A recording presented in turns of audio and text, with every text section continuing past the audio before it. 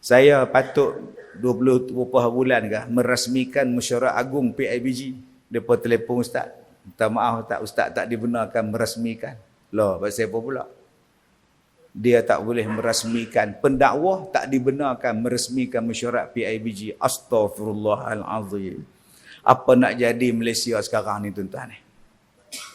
Tu sekolah saya best student di sekolah tu, saya ketua pelajar di sekolah tu, tiap-tiap tahun tuan-tuan saya bagi macam-macam. No, pendakwah tak dibenarkan. Astagfirullahalazim.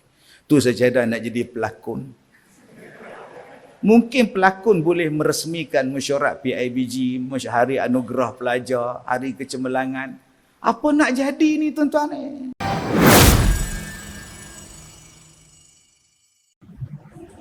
Assalamualaikum warahmatullahi wabarakatuh. Perkataan Syawal itu mengandungi beberapa banyak makna. Ada yang mengatakan perkataan Syawal itu diambil daripada perkataan Syalatul Ibil, iaitu unta yang menaikkan ekornya. Waktu unta menaikkan ekornya. Ada yang mengatakan bahawa Syawal itu berasal daripada perkataan Syala. Syala maksudnya ialah meninggi. Meninggi Syala. Sebab apa dipanggil Syala? Sebab baru berakhir Ramadan, umat Islam yang berpuasa Ramadan dengan begitu baik, maka pada bulan Syawal itu keimanan dia meninggi. Keimanan dia menegak. Hasil daripada ditarbiyah sebulan dalam bulan Ramadan. Hasil dididik dalam madrasah Ramadan. Hasil berusaha di dalam bulan Ramadan. Maka Allah Ta'ala datangkan di dalam bulan Syawal ini suatu perasaan, suatu kenikmatan yang masih terbawa-bawa lagi daripada kenikmatan di dalam bulan Ramadan. Maka dia dipanggil sebagai Syalah. Semangat itu masih kuat.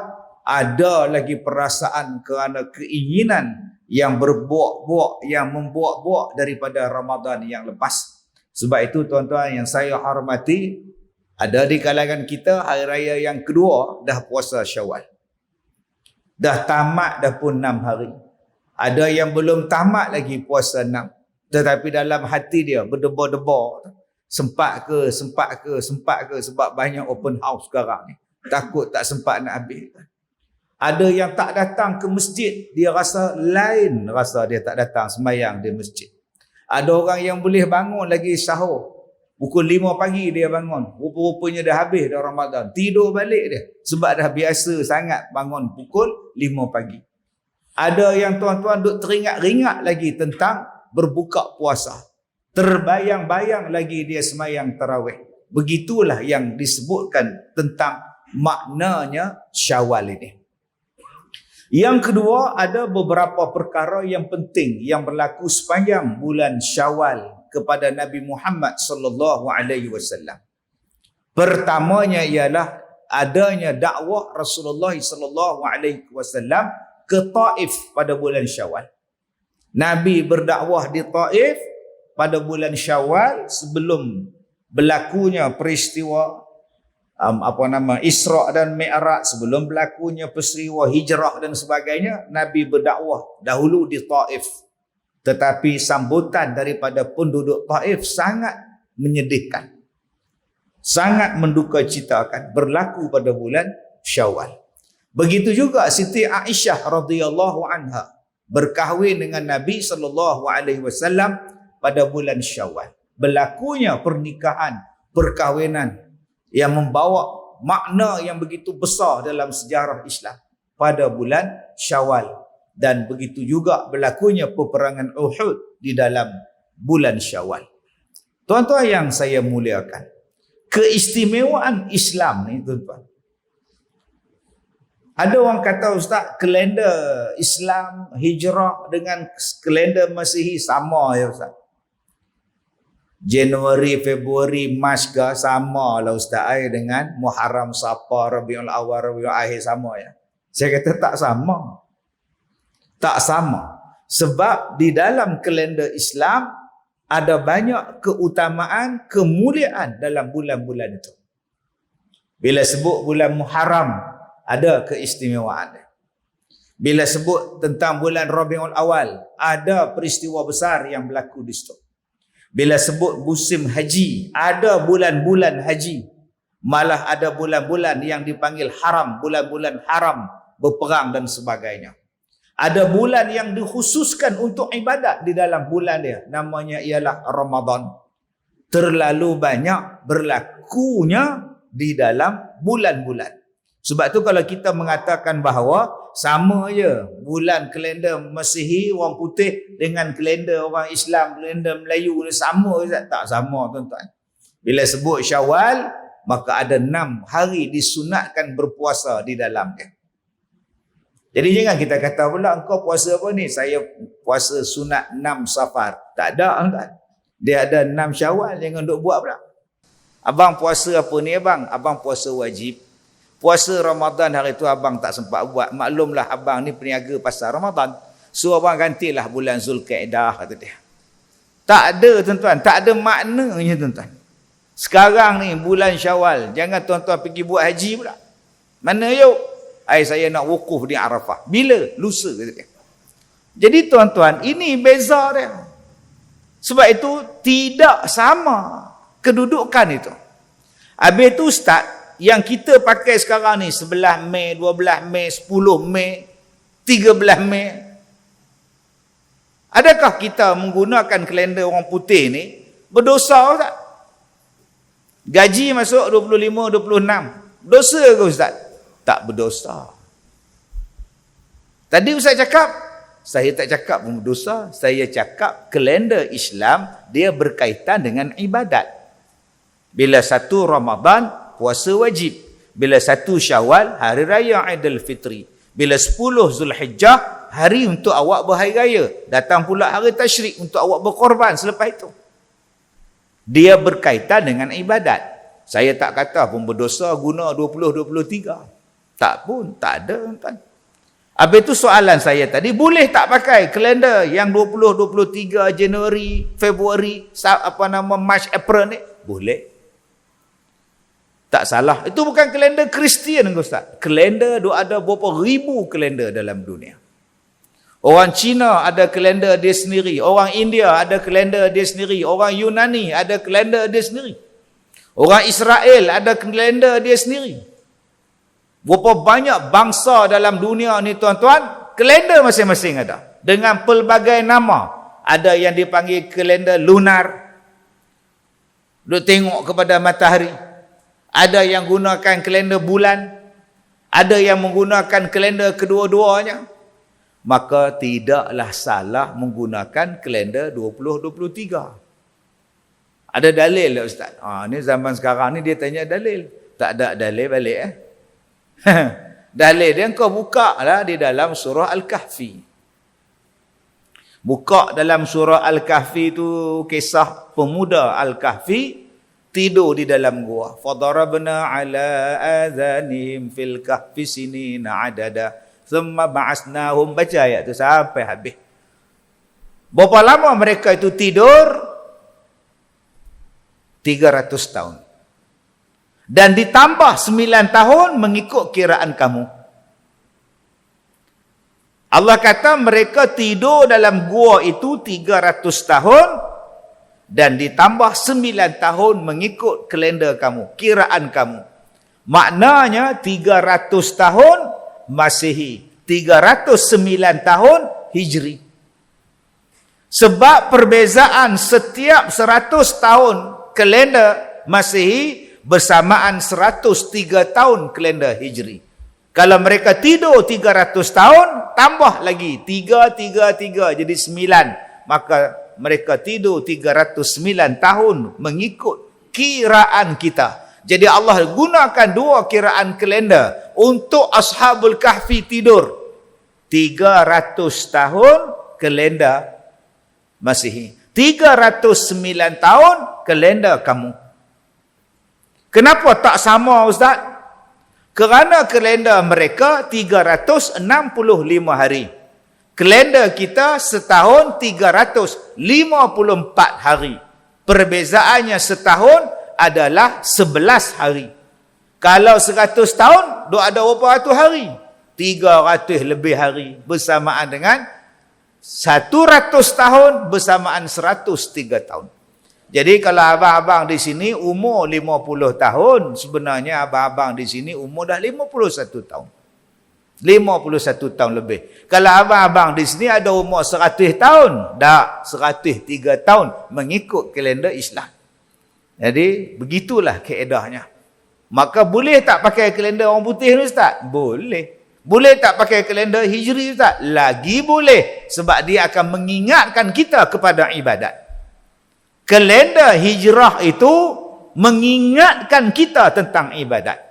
Bila sebut Syawal akan teringat kepada ibadat. Zulqa'dah, Zulhijjah teringat pada ibadat. Sebut saja Zulhijjah, haji. Sebut saja Zulhijjah, korban. Tak ada siapa nak korban bulan Syawal. Datanglah rumah saya besok. Ada kenduri ke? Adalah sikit. Buat korban. Bulan Syawal, Mat. Saya korban awal. Kata. Tak mahu, Mat.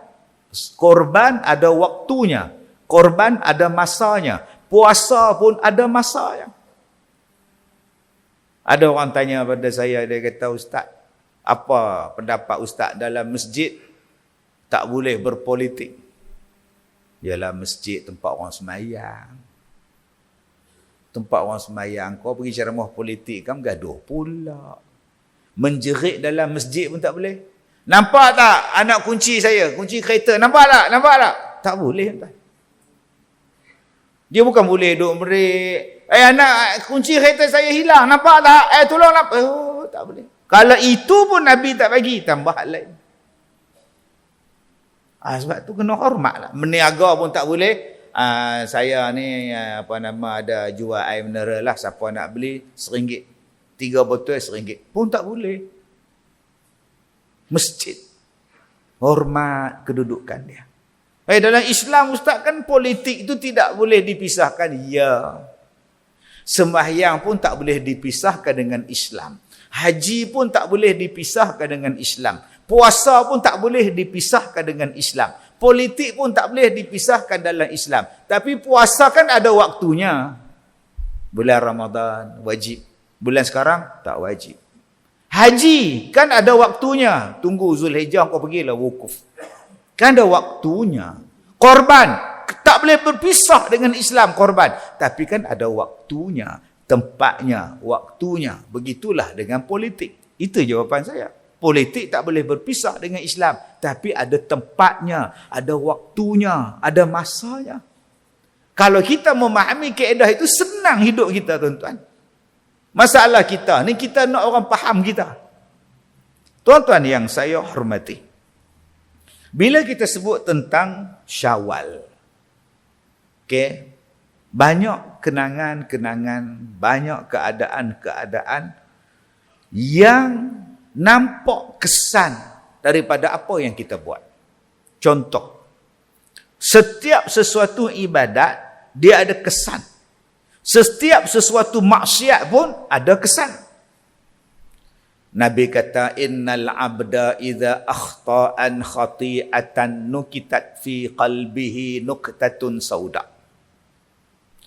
Kita ni duk cakap bahasa Arab lama dah, tapi tak perasan.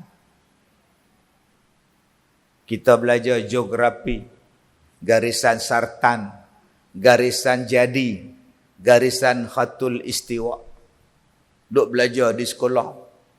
Khatul istiwa tu bahasa Arab. Khat al-istiwa. Khat tulisan. Al-istiwa sama. Garisan yang sama. Khatul istiwa. Lama dah cakap Arab. Tak perasan. Noktah titik. Bahasa Arab tu. Noktah titik. Kita guna perkataan noktah. Dah. Tutup. Noktah titik. Bahasa Arab. Nabi kata apa? Innal abda idza akhta'an khati'atan nuktah. Nabi kata, sesungguhnya hamba Allah bila dia buat satu kesalahan, akan terjadilah satu titik hitam dalam hati dia. Innal abda idza akhta'an khati'atan nuqtatun sauda, nuqtah as-sauda, titik hitam. Sauda tu hitam, titik hitam. Kita sebut hajarul aswad lah apalah, titik hitam. Yang kita selalu sebut habbatus sauda, jintan hitam. Nuqtatun sauda, titik hitam. Kata Nabi, tiap-tiap kali engkau buat benda jahat, satu titik hitam dalam hati engkau. Satu titik. Sekali buat, agak-agak berapa ribu titik. Kalau dekat kain putih, titik-titik hitam yang merosakkan kain putih, nama dia ialah taik lalat. Itu kalau kain putih. Telekung, akak-akak ni telekung. Duk sembayang, duk meleleh elok. Basah telekung. Sampai jadi taik lalat. Nuqtatun sauda. Setiap kali buat jahat, titik hitam. Sekali buat jahat, titik hitam. Kalau beribu kali, agak-agak hati kita macam mana? Allahu Akbar. Bagaimana nak bersihkan titik hitam tadi? Kita minum klorok, Ustaz. Clear, Ustaz. Nah, elok. Pergi minum, lepas tu mati. Taubat. Sebab itu ada satu bulan, Allah Ta'ala nak hapuskan kita dosa-dosa. Nama dia Ramadan. Man shoma ramadanan imanan wahtisaban ghufira lahu ma taqaddama min dhanbih. Siapa yang puasa bagus-bagus, Allah Taala hapuskan titik-titik hitam, noda-noda dia, kekotoran dia, dosa dia yang selama ni bersarang dalam jiwa dia. Sebulan yang Ramadan lepas tu kita puasa, Allah hapus dosa. Kita datang tarawih, Allah hapus dosa. Kita bagi orang makan sedekah, Allah hapus dosa. Kita banyak baca Quran, Allah hapuskan dosa. Akhirnya bersih. Titik-titik noda tadi. Bersih. Bila dah bersih, balik pada asal. Nama dia apa? Fitrah. Maka kita ada satu perayaan dalam bulan Syawal, namanya Idul Fitri. Hari yang balik kepada bersih. Hari yang balik kepada fitrah. Hari yang balik kepada kemuliaan. Nama dia Idul Fitri. Ada yang kata pula Idul Fitri itu hari makan-makan. Orang seberang. Pesantren apa tau. Idul Fitri itu kan makan-makan. Hari makan. Ya, itu pun juga betul. Bapak, iftar. Tapi yang lebih tepatnya ialah hari balik kepada fitrah. Menginsafi. Allah dah hapuskan dosa engkau. Allah dah muliakan engkau. Allah dah gilap dah. Bersih dah engkau. Tolonglah jaga balik sepanjang bulan Syawal ni dan bulan-bulan yang mendatang. Tolonglah jaga. Jangan lagi buat titik-titik hitam. Bersihkanlah. Macam orang yang sembahyang. Ada tak kesan dia? Ada. Orang yang balik haji, ada tak kesan dia? Ada. Orang yang bersedekah, ada tak kesan dia? Ada. Orang yang bayar zakat, ada tak kesan dia? Ada. Cuba tengok orang yang membayar zakat. Harta dia makin berkembang. Zakat itu berkat. Berkat itu maknanya berkembang. Cuba tengok orang yang tak bayar zakat. Hatinya susah, jiwanya tak tenang, hutangnya banyak. Orang yang bayar zakat, hatinya tenang, hatinya seronok. Semalam datang orang, datang jumpa saya tanya zakat, perniagaan berapa bayar? Dia kata, Alhamdulillah, tahun ni bayar 300,000 Ustaz. Oh, bagus. Mudah-mudahan Allah tambahkan rezeki awak. Bayar zakat dekat pejabat, zakat tu 300,000. Alhamdulillah, bagus. Syukur. Jangan lupa. Kesan daripada zakat tu apa? InsyaAllah Allah Ta'ala sebut dalam Quran, ma anfaqtum min syai' fahuwa yukhlifu. Yang kamu belanjakan pada jalan Allah, Allah tambah yang lain. Allah ganti yang lain. So, bila tuan-tuan bersedekah, bila tuan-tuan bayar zakat, tunggu saja apa yang Allah nak ganti pada tuan-tuan. Bila Allah kata dia akan ganti, dia akan ganti. Mesti ada tanda dia. Kesan daripada bersedekah tu apa dia? Mengeratkan silaturahim. Kesan daripada bersedekah tu apa dia? Memanjangkan umur. Ustaz, kalau kesan daripada semayang, Allah kata innas solata tanha 'anil fahsya wal munkar. Sembahyang tu dapat mencegah daripada mungkar dan jahat dan mungkar. Orang yang betul-betul sembahyang, tuan-tuan, dia akan jadi baik. Dia akan jadi baik. Pak saya apa? Pak saya sembahyang jaga dia dan dia jaga sembahyang. Tuan-tuan nampak kipas angin bersih, berkilat, rajin tok siap. Allahu Akbar. Kemah. Ada tempat, tuan-tuan, kipas angin pusing, terasanya tidak. Habuk penuh. Kalau buang habuk tu dekat 2 kati, punya berat macam mana lah nak sejuk kipas. Bila tuan-tuan maintain elok-elok kipas ni, insya-Allah, asal rosak sikit, tukar bilah ni. Patah sikit, pergi repair lain ke ni, insya-Allah. Saya baru ni masuk satu pondok jaga. Saja nak lepak dalam pondok jaga, nyimbang dengan jaga. Nasib baik tak putus jari saya. Rupanya ni, cover depan dia tak ada, tinggal duduk pusing saja. Nasib baiklah, tak boleh ceramah dah kurang. Tuan-tuan ada kereta di luar? Baru ni saya tengok iklan Hari Raya Ulang Ramadan. Dia beli kereta H. Balik kampung bawa kereta H warna merah. Kereta baru beli, berkilat.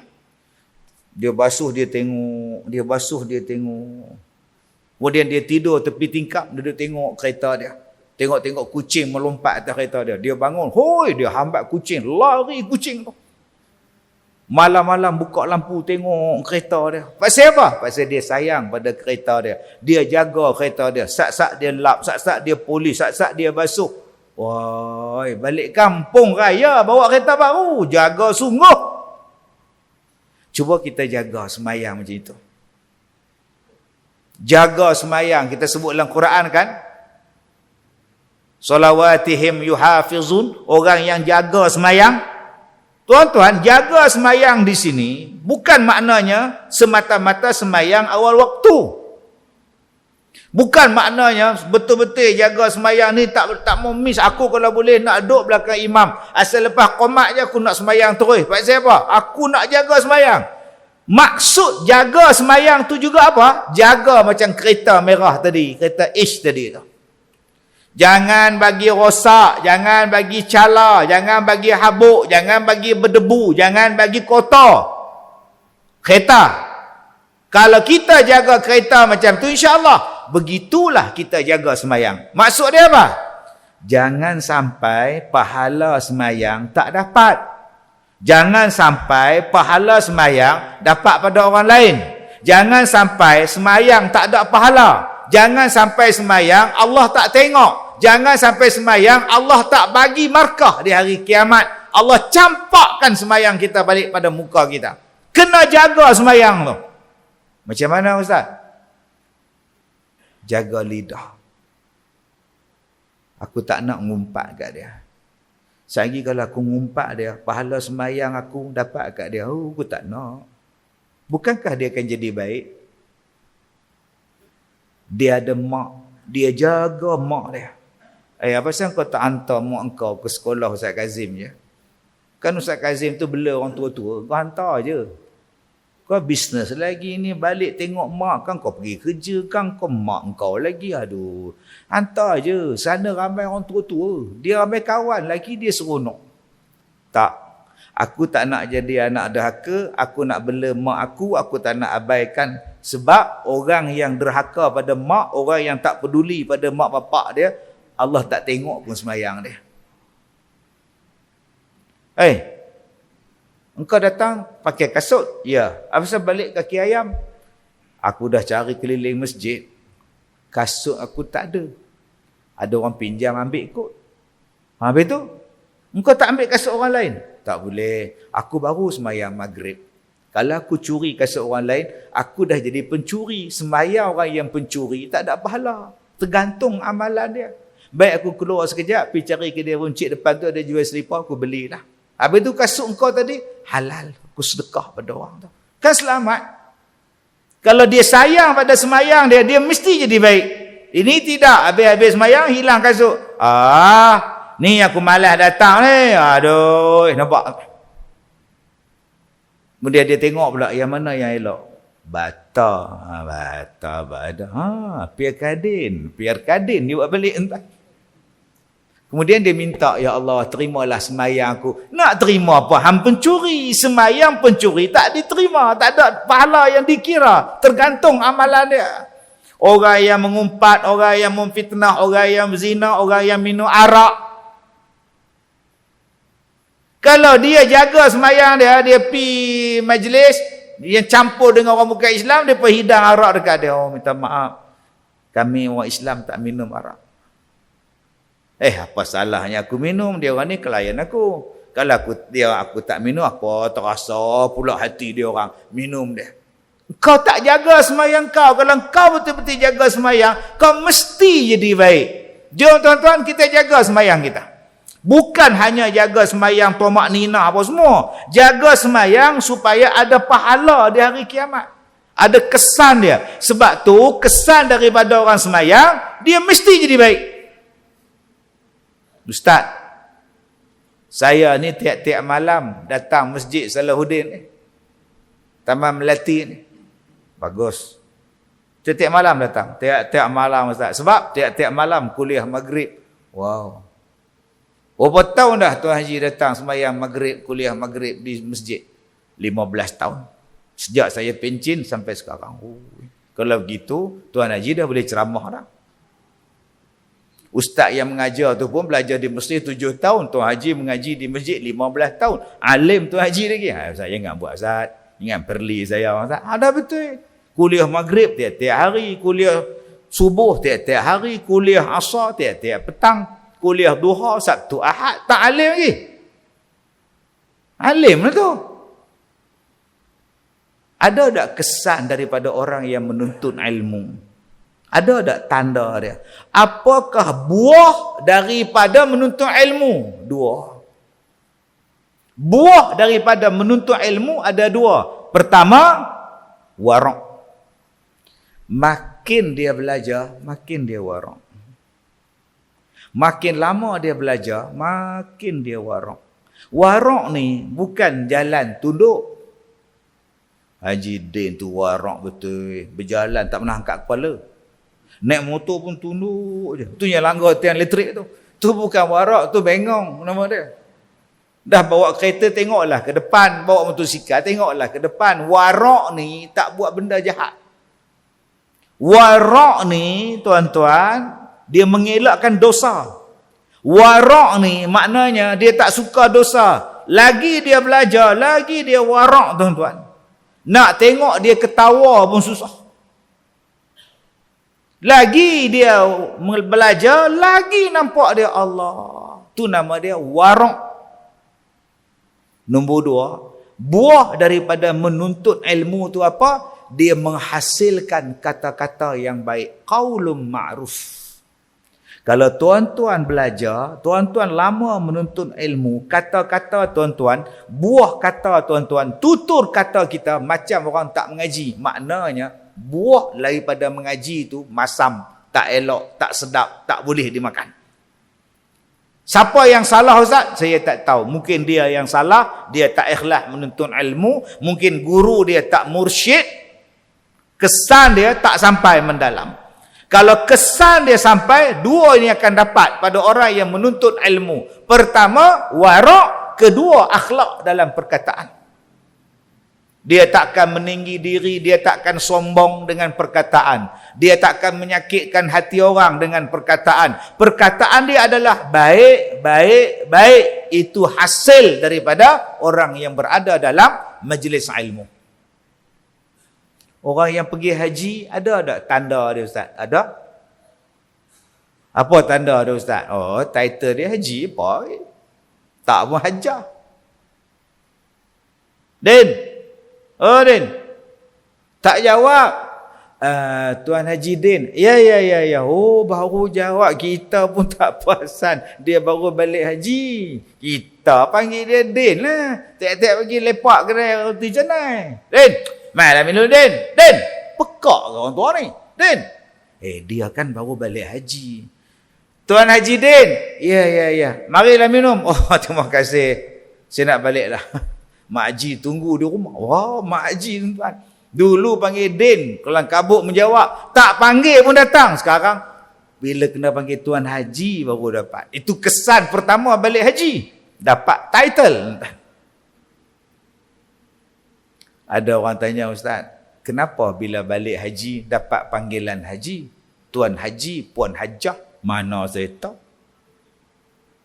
Orang dulu nak hormat. Balik daripada haji, penghormatan. Dapat dah nombor 1. Semayang ni besar. Imaduddin. Besar semayang. Haji pun rukun Islam. Semayang pun rukun Islam. Tapi orang tak panggil puasa dekat orang. Orang tak panggil semayang dekat orang.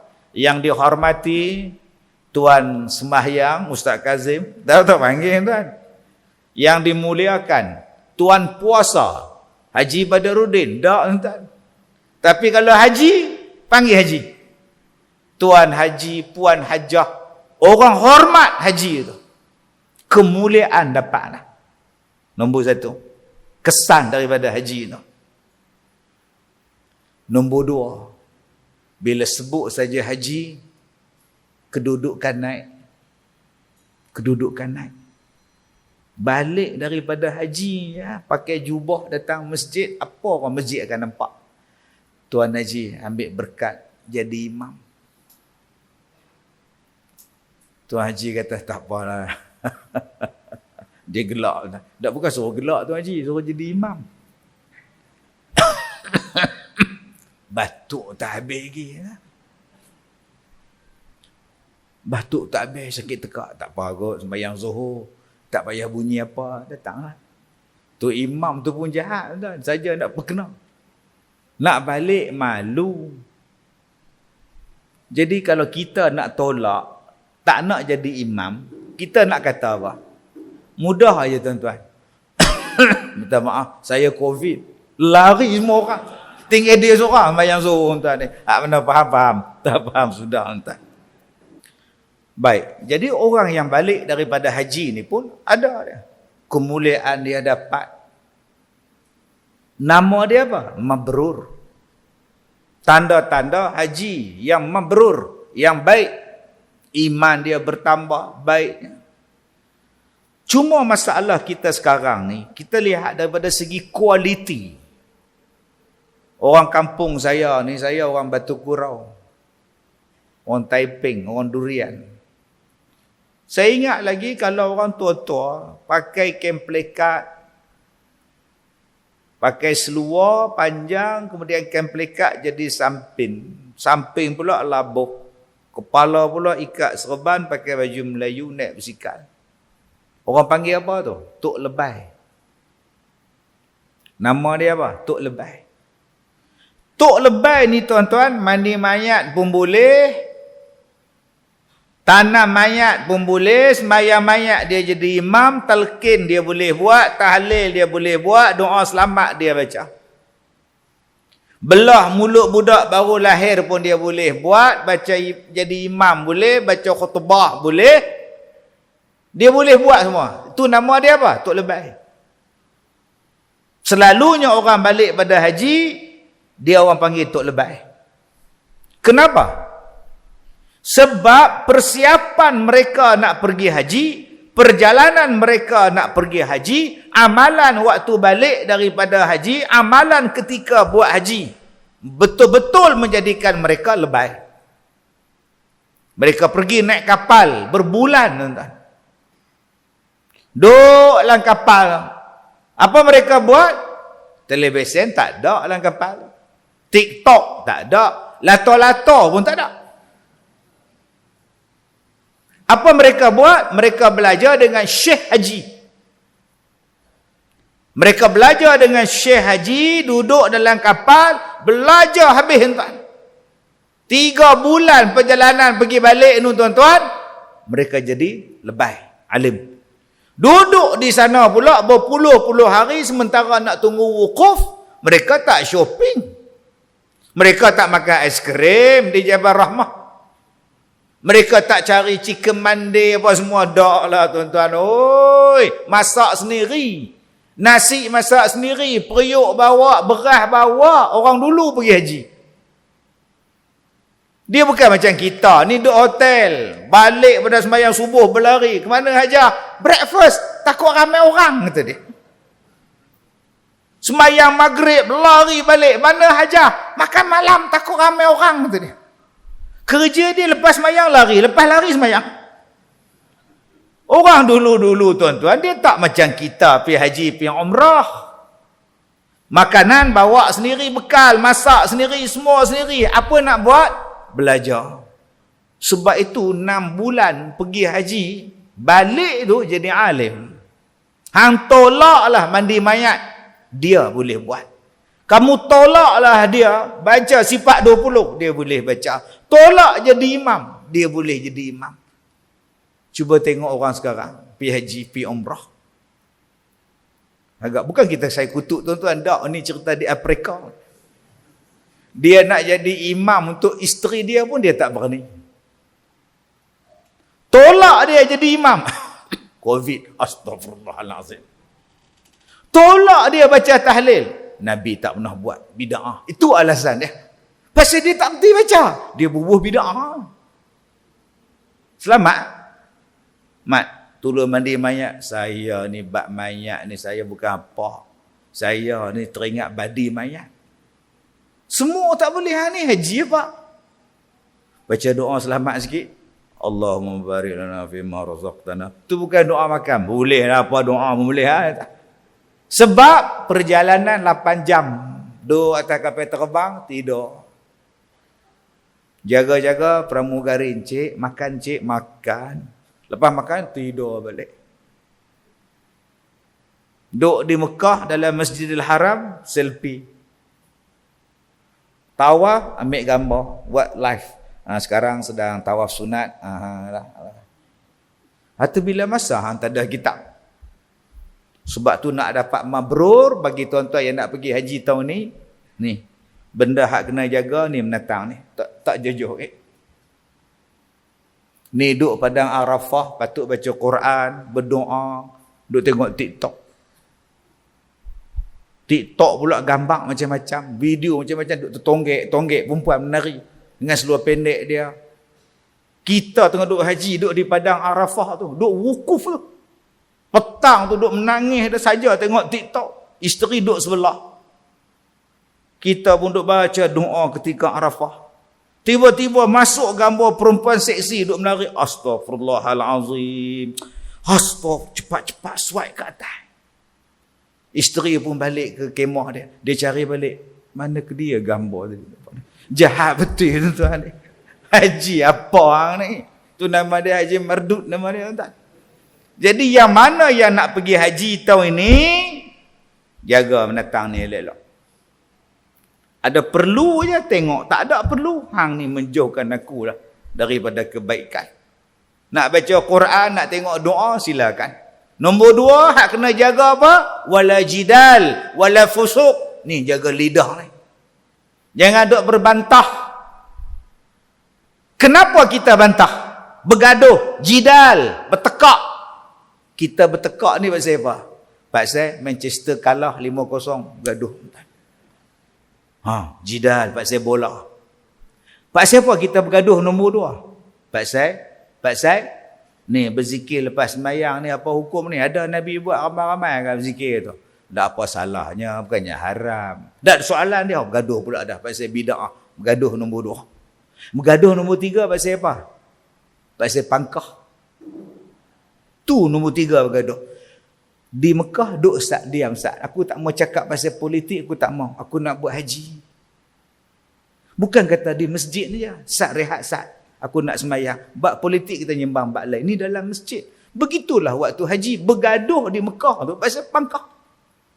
Bertumbuk tu, masing-masing buat bendera. Hoi, udah bergaduh tuan. Boleh tak rehat sekejap? Ustaz rehat. Supaya kita dapat haji yang terbaik. Saya bulan ni 5 orang datang jumpa Ustaz. Tolonglah Ustaz buat surat sikit. Surat apa aja? Surat apa makcik? Surat apa abang? Saya nak pergi haji tak dapat. Tolonglah ustaz buat surat rayuan sikit kat tabung haji. Lah. Saya ada kena mengena apa dengan tabung haji? Tak ada kena mengena. Dah lah surat ustaz kok laku ustaz. Saya ni kak apa pun tak, penceramah aja saya tak. Nak jadi ahli politik, tak jadi bertanding. Mana faham? Tak faham sudah. Nak ceramah toliah tak ada, mana laku. Ni ustaz datang ceramah ni ada toliah tak? Wilayah saya ada toliah. Hak negeri sebelah pun tak ada toliah. Tak laku tuan, walaupun saya dah ceramah 33 tahun, keluar TV siang malam, tak ada, tak boleh. Tak apa, tak boleh sudah. Saya patut 20 berapa bulan kah merasmikan mesyuarat agung PIBG.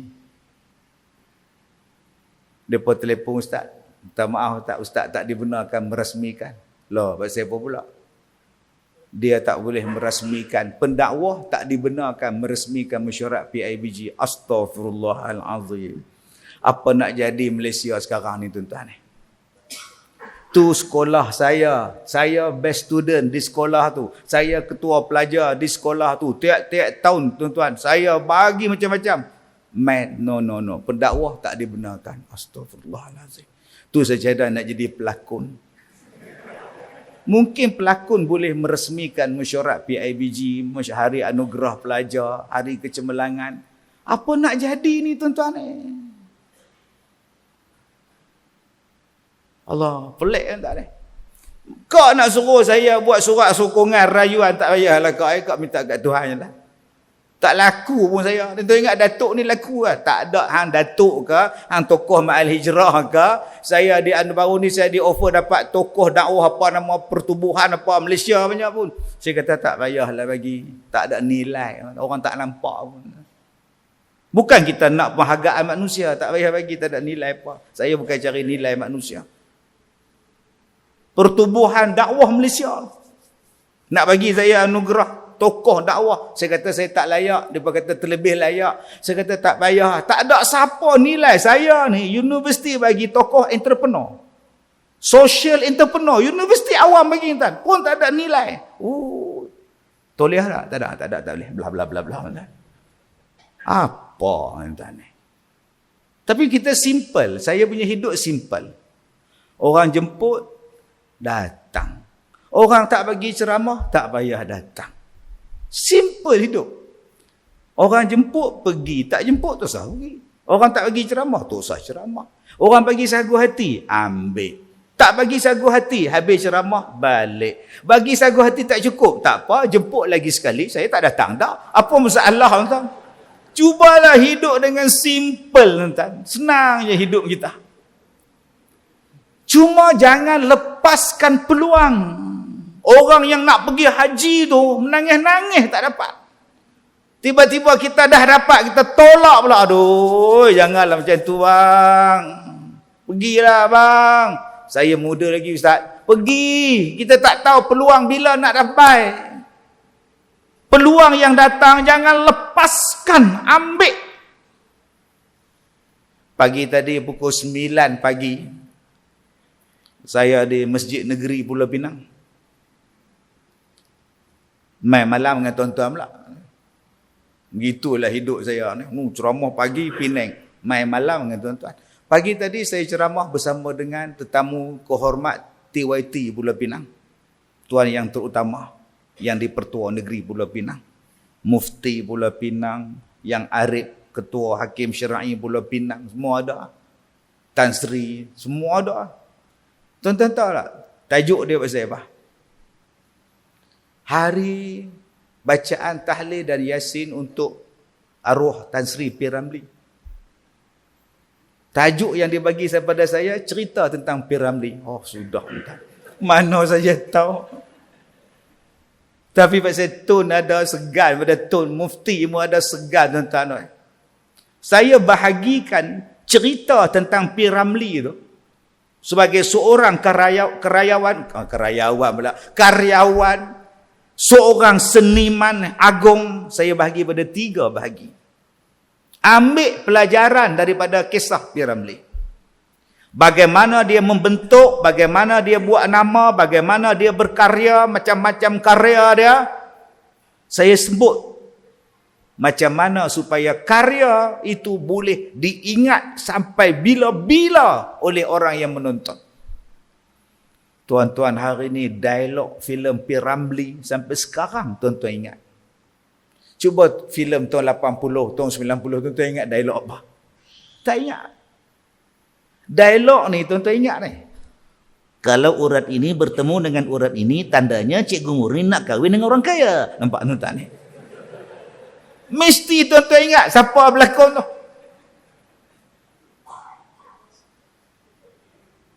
Hang tuah tak boleh, hang jebat tak boleh. Saya ada satu watak untuk awak. Hang kebun. Tapi kena pegang cangkul. Cangkul pun cangkul lah. Kita nampak. Tuan-tuan boleh tengok ada kuih orang tua tu. Berlakon jadi hang kebun. Nama dia Nyong Ismail, meninggal 1965. Dia orang Cina tuan-tuan. Dia bukan orang Melayu. Masuk Islam dia Nyong Ismail. Dia nama dia. Nama asal dia Cina lah. Tuan-tuan. P. Ramlee punya buat filem. Dia dikelilingi oleh orang-orang yang hebat, dia menjadi hebat. Kalau tuan-tuan nak jadi hebat, carilah orang yang hebat. Dia dapat penulis yang hebat, H.M. Rohaizat, Jamil Sulong, Sudar Maji, A.R. Pompel, Ainul Jamal. Itu untuk dia. Penulis lirik. Dia buat lagu dan dia pun tulis lirik. Bergabung sekali, lagu dia. Tahun 1997, saya ceramah di Kelantan. Keluar, ada lagi dalam YouTube kan, saya tak tahu. 97 punya lama saya ceramah. Saya kata P. Ramlee tu lagu dia sedap sebab dia tulis Jawi. Dia tulis tajwid. Dilagukan mengikut tajwid. Bulan bawa bu mat asli. 2 harakat saja. Lam nun mati bertemu dengan dal ikhfa hakiki. Lan mesti dengung. Bulan, nampak? Dan juga angin. Angin boleh panjang, ma'arid li sukun. Nampak tak? Telah ku renung dalam kitab Qalqalah Kubra. Sebab tu lagu dia orang suka. Sekarang ni lagu bawa buma asli dia belasah 6 harakat. Bulan. Nampak tuan-tuan? Lagu tu kau tak nak minat dah sekarang. Nombor 2 saya kata. P. Ramlee tu, yang ni saya nak sebut ni. Dia tak lepaskan peluang. Apa yang ada ambil. Walaupun hanya sekadar tempelan watak. Walaupun hanya sekadar sebuah lagu, walaupun hanya sekadar pak pacak, P. Ramlee ambil. L. Krishnan pergi ke Pulau Pinang, bawa dia pergi Singapura, suruh jadi penyanyi. Dia terima tawaran L. Krishnan. Dan watak yang dia bawa dalam filem, mula-mula dia bawa watak jahat. Badan kurus, jerawat penuh, jadi jahat. Kena tumbuk dengan hero. Hero pula Usman Gumanti dengan Romaino. Kalau kau nak berjaya, kau kena ambil peluang. Adik-adik, nak jadi orang hebat, berjaya, apa peluang yang ambil, datang, ambil. Orang suruh jadi imam. Jadi imam, ambil. Sebab belajar. Engkau boleh jadi imam lah. Tu imam kita tak datang, sakit perut. Engkau boleh jadi imam, ganti sekejap. Tak boleh pakcik. Pakcik lah imam. Pakcik Bilal, saya nak qomat. Kalau saya tak qomat, siapa nak qomat? Oh, Tok Bilal cerdik tuan. Masalah dia kita lepaskan peluang. Jadi imam sembahyang maghrib. Allahu Akbar. Alhamdulillahi Rabbil Alamin. Ar-Rahmanir Rahim. Hak duduk dalam kereta masuk, yang duduk dalam tandas keluar. Cebok pun tidak, siapa pula datang ni? Pengurusi datang, penasihat masjid dengar. Budak mana jadi imam ni? Ni anak Haji Zul. Bagus dia baca. Bagus dia baca. Kalau begini, tarawih boleh ambil dia. Nampak? Peluang tu. Asalnya apa? Bidan terjun dia jadi imam. Sekarang lekat jadi imam. Engkau suruh dia sembahyang isyak. Bawa lagu Sudaisi. Abdul Rahman Sudais. Abdul Rahman Sudais tak main lah. Kita ambil pula Ramidi pula. Allahu Akbar. Alhamdulillahi Rabbil Alamin. Ar-Rahmanir Rahim. Ui, Ramdi. Habis-habis salam dia tanya orang belakang. Macam Arab tak? Astaghfirullahalazim. Ustaz bagi tuan-tuan merapu. Nampak sangat riak tuan. Jadi abang-abang akak-akak, jangan lepaskan peluang. Apa peluang yang ada, ambil, buat yang terbaik. Sebab peluang belum tentu datang lain masa. Okey? Itu orang putih 1958 sebut dah. 1958 dia sebut dah benda ni. Tomorrow. Why wait until tomorrow? Cause tomorrow sometimes never comes. Nampak? 58. Duk menyanyi sampai lah. Umur 80 lebih orang tua tu. Jangan lepaskan peluang. Sebab tu mana peluang yang dah pergi. Saya orang jemput saya ceramah untuk budak tadika. Saya terima. Ustaz, kami daripada tadika Nur ni, Ustaz nak terima tak ceramah? Untuk buat di mana tu? Di tadika lah. Untuk siapa Untuk budak tadika lah. Boleh. Kenapanya kita nak tolak? Betul ke Ustaz? Ustaz selalu buat ceramah di masjid, di padang, dewan, semua takkan tadika. Apa masalah tadika? So what? Saya tanya dia. Okey, saya terima. Cabaran untuk saya. Ceramah pada tuan-tuan tak cabar langsung. Semua baik. Ceramah untuk budak tadika 15 minit je baik. 6 tahun. Masuk 16 minit dia mula tengok kereta kita. Ni kalau aku bawa kereta ni bagus ni. Astagfirullahalazim. Hak mana faham, tak faham sudah. Dia bawa adik dia pula tuan-tuan. Selamat. 15 minit dia diam. Masuk 16 minit dia melompat, dia gelisah. Macam mana cabaran untuk saya nak tackle budak-budak ni supaya boleh tunggu sejam setengah tanpa bangun, tanpa menangis, tanpa menjerit. Diam. Itu cabaran. Itu nama dia pendakwah. Jangan tolak. Jangan tolak. Jadi tuan-tuan, yang ketiga, saya kata belajar daripada P. Ramlee. Bila dia pindah ke Kuala Lumpur, Singapura dia tak ada dah. Pelakon-pelakon yang hebat, peralatan yang hebat, dia tak bawa mari ke Kuala Lumpur. Dia gunakan apa sahaja yang ada di Kuala Lumpur. Ada A.K. Jalani, ada Idris Hashim, ada Hak Pekak. Assalamualaikum Pak. Ada. Dia orang mari kapak entah ni. Ada Ibrahim Din. Buatlah yang mana ada. Walaupun sekadar sederhana. Filem-filem dia. Sampai sekarang orang tengok. Walaupun di studio Merdeka. Jadi tuan-tuan. Saya bawa ke situ. Jangan kita sia-siakan orang yang biasa-biasa di kalangan kita. Jangan kita tak nampak orang yang biasa-biasa. Ya ini apa ada, ni tak penting. Jangan macam itu tuan-tuan. Walaupun di mata kita, dia orang biasa. Tapi di sisi Allah. Di sisi Allah. Kadang-kadang kita tengok Tok Siak tu. Tok Siak ni apa ada. Kita duk makan je. Tok Siak lalu. Tak panggil pun. Haji Din, mainlah makan. Tak panggil pun. Alah dia siap, pandai-pandailah dia makan kat dapur. Jangan macam itu tuan-tuan. Jangan. Ra'i dia, panggil dia, siapa pun.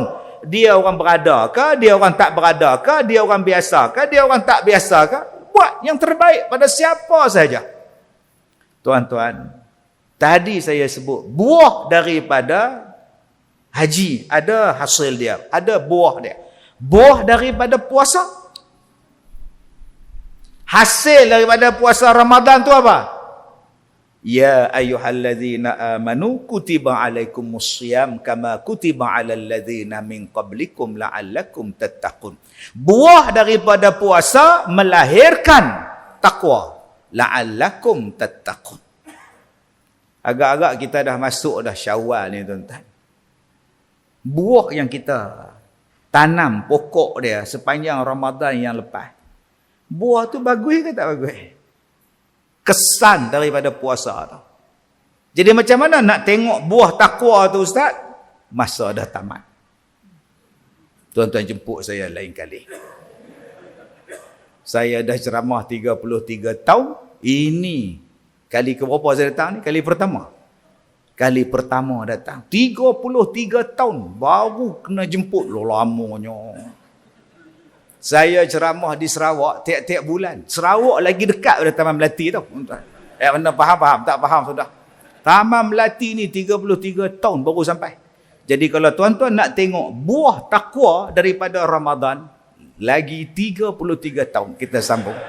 Terima kasih pada Tuan Penasihat Masjid, terima kasih pada Tuan Nazir Masjid, terima kasih kepada semua yang hadir. Saya minta maaf jika terkasar bahasa. Wabillahi taufiq wal hidayah. Assalamualaikum warahmatullahi wabarakatuh.